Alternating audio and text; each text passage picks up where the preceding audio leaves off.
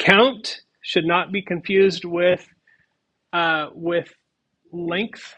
Now, count is a list method, but it also works on strings, and it's going to count how many times a character or a string appears in the list or string.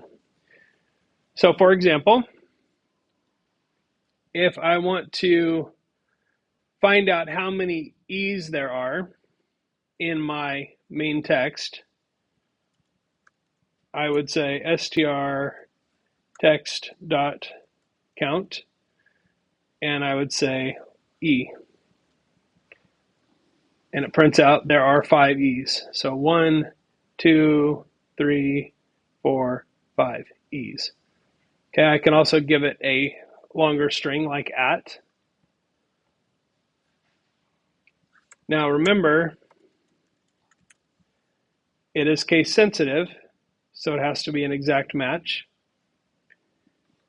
And li text, if I use the list,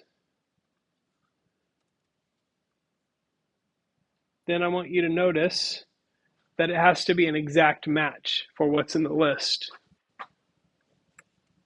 as well. And that includes the entire item. So if I print out this list, print li text, and I'm searching for BAK, if I'm using it on a list and I'm counting how many items are this, it will not find that. It will not count that as a hit because it has to be the whole word if it's a list. But notice if it's a string, it's going to find it because it is just looking for those 3 characters in sequence anywhere in that string.